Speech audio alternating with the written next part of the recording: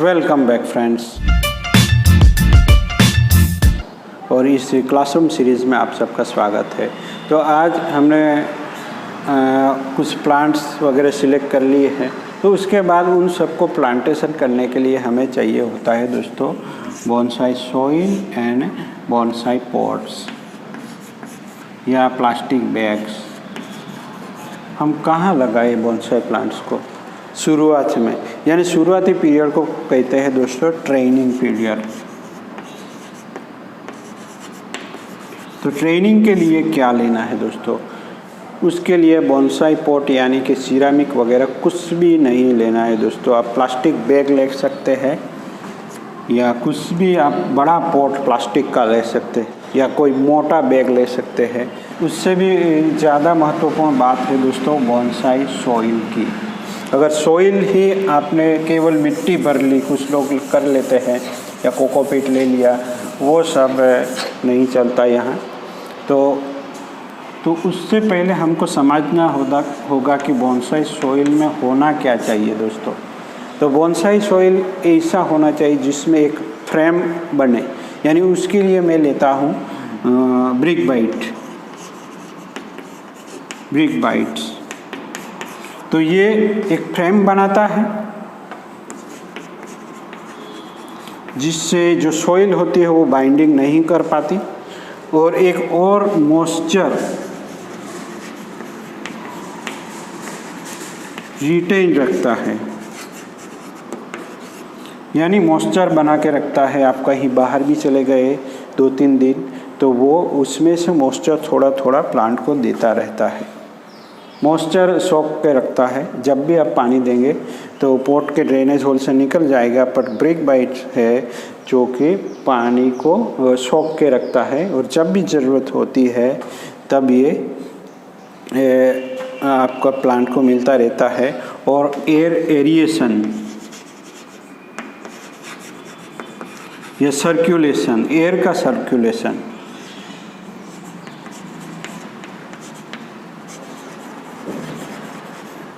Air circulation बना के रखता है। यानी बोनसाई पॉट को आपने किसी स्टैंड पे रखना होता है दोस्तों, और उसमें ड्रेनेज होल भी होते हैं, और उसको किसी स्टैंड पे रखा है तो वो यहाँ से एयर भी जाती है नीचे से, तो उसको एयर को पास करने के लिए यहाँ ब्रिक बाइट्स जो होंगे उसमें गैप्स होंगे, उसमें से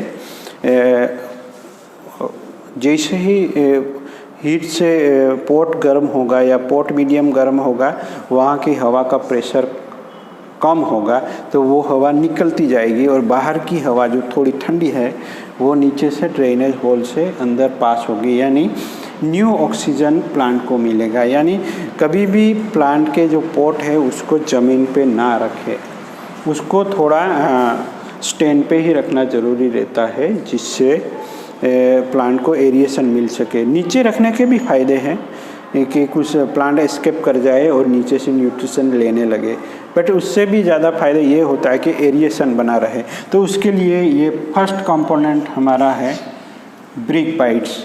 अब ब्रिक बाइट्स थोड़े बड़े होते हैं तो उसमें ज़्यादा गैप हो जाती है। अगर ज़्यादा गैप या ज़्यादा एयर मिलने लगी, अंदर फंगस पनपने लगती है, तो वो जो ब्रिक बाइट की वजह से जो भी गैप बन जाते हैं यहाँ इस बीच में, यहाँ बीच में जो एयर पॉकेट बन जाते हैं, तो उन सबको भरने के लिए हमें उसमें कुछ और मीडियम मिलाना पड़ता है जो कि न्यूट्रल है सैंड, थोड़ी एग्रीगेट की तरह। थोड़े मोटे मोटे सैंड के जो टुकड़े होते हैं वो यहाँ फंस जाएंगे दोस्तों, तो इससे एरिएशन भी बना रहेगा और वो एयर को भी पास करने देंगे, और अनइवन साइज़ के होंगे तो बेहतर है। तो ये काम होता है सैंड का, यानी जो भी एयर पॉकेट्स है वो कम करते हैं दोस्तों। और भी इसमें मेन पार्ट है सॉइल का, यानी गार्डन सॉइल।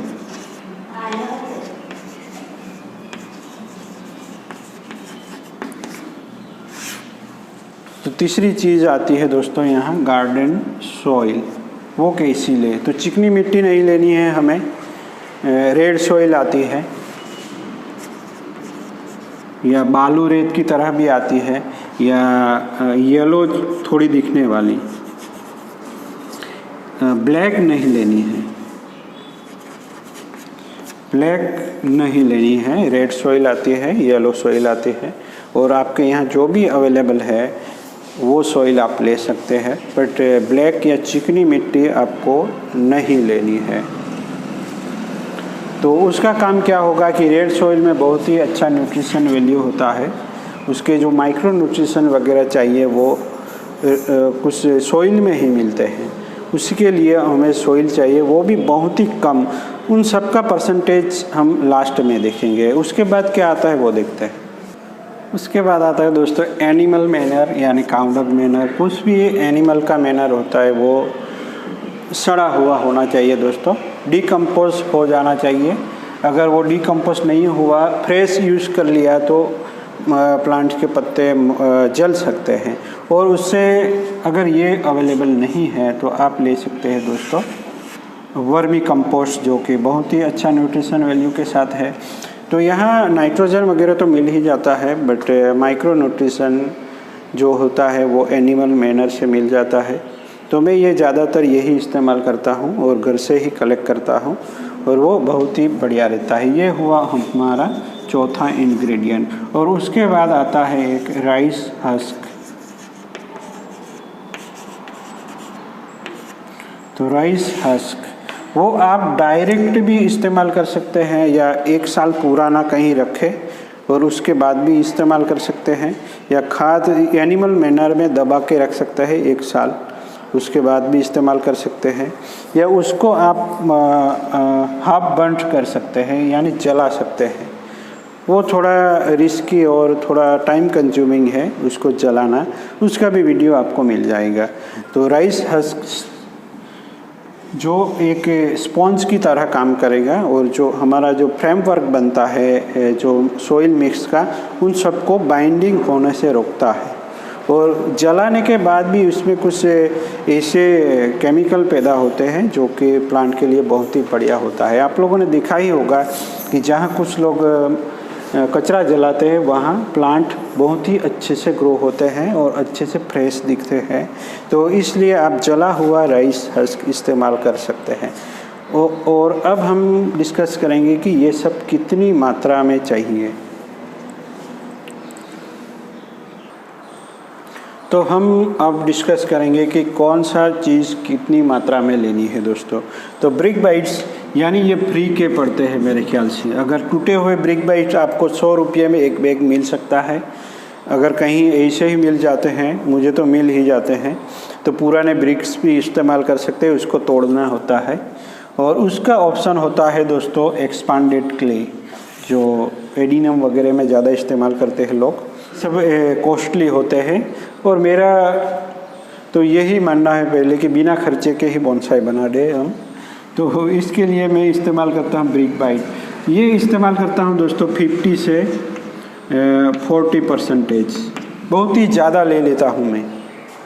उसके बाद 20% का है या 10% सैंड होती है, जो कि थोड़ी 3 mm से बड़ी और 5 mm से छोटी मिल जाती है, तो बढ़िया है।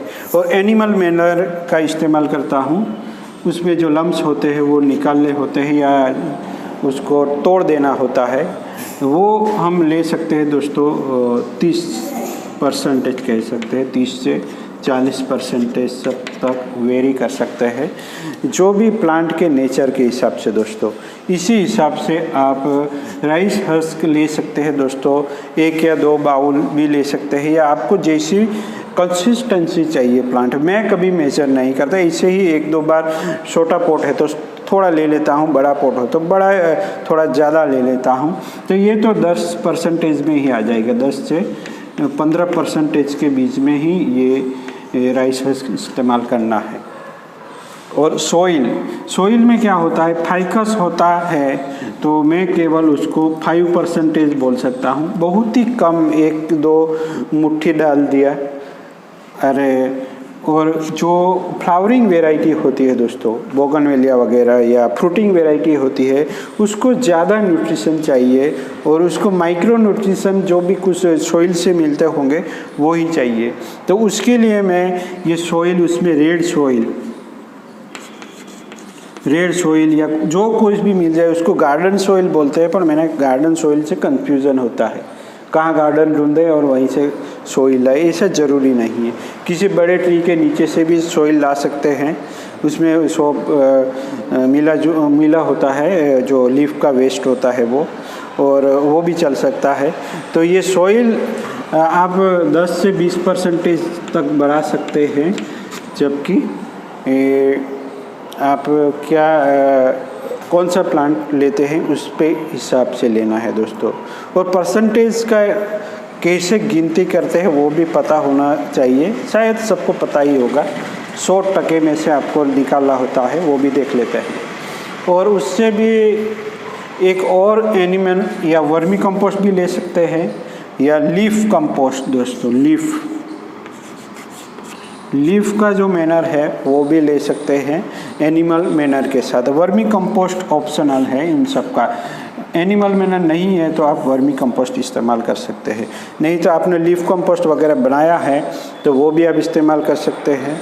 और किचन वेस्ट में शायद मुझे फंगस का प्रॉब्लम, मैंने इस्तेमाल नहीं किया पर हो सकता है, ऐसा लगा मुझे। तो अगर वो भी इस्तेमाल कर ही रहे हैं तो उसमें फंगिसाइड पाउडर कुछ मिला लेना होता है।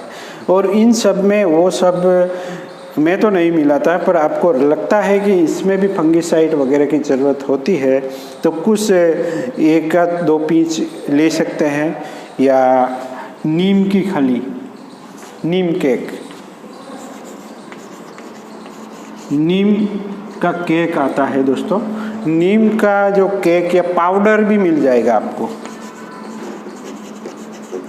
GNF से भी का आता है। एक बार मैं लाया था 25 रुपये का 1 किलो, तो वो कुछ 1 आध मुट्ठी डाल दे तो आप सब ये बिना कॉस्ट के दोस्तों, ये 25 रुपये का मिला आपको, नहीं तो ये सब फ्री में मिल सकता है आप सबको। राइस हस्क किसी जो फार्मर के पास चले जाएंगे जो राइस की खेती करता है तो उसके पास फ्री में मिल जाता है, जब राइस निकालते हैं तो मिल ही जाता है।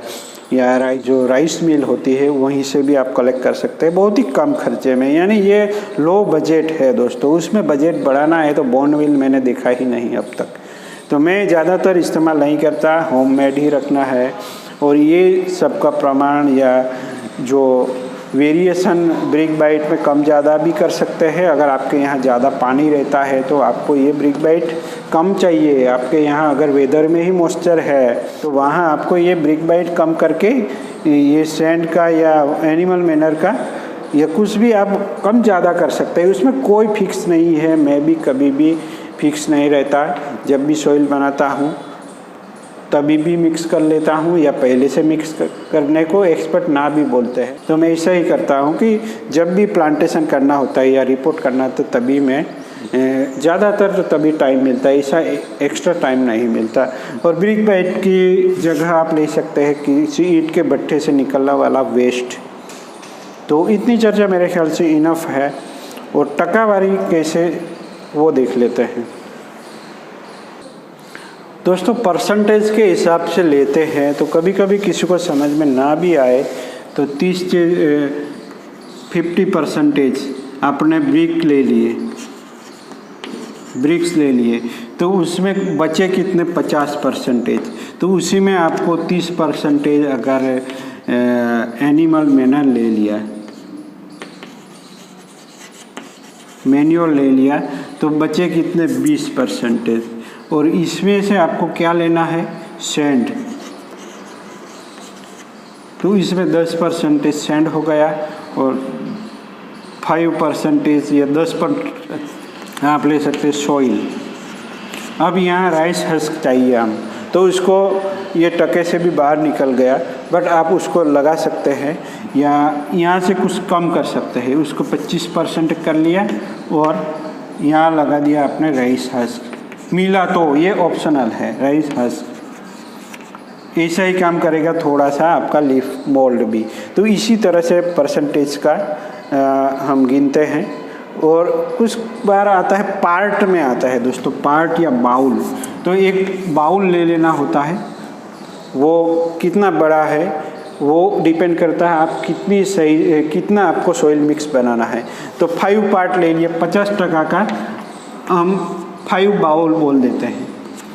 तो 20% यानी 2 बाउल, 10% यानी 1 बाउल और 5% यानी आधा बाउल। तो एक बाउल बड़ा साइज़ का ले ले या बकेट ले ले, तो ज़्यादा साइज़ में आपको सॉइल बनाना है तो 50% यानी 5 बकेट, 25% यानी 2 और 1 आधा बकेट। इसी तरह से आप सॉइल मिक्स बना सकते हैं। उसको मिक्स कीजिए, किसी बैग में भर के रख सकते हैं। 1 महीने के अंदर अंदर आपको इसको इस्तेमाल करना है। और अभी भी टाइम है, इसी टाइम आप सॉइल मिक्स के लिए इंग्रेडिएंट बना के रख सकते हैं दोस्तों, जुटा के रख सकते हैं, जैसे ही फरवरी एंड होगा आप रिपोर्टिंग वगैरह कर सकते हैं, या नया जो सिलेक्शन किया है आप लोगों का उसका प्लांटेशन कर सकते हैं। तो उसके बाद हम बात करेंगे पॉट सिलेक्शन के लिए। तो चलिए दोस्तों, ऐसे ही बने रहे। अगर कोई सुझाव हो तो बेझिझक बता सकते हैं। Thank you for watching.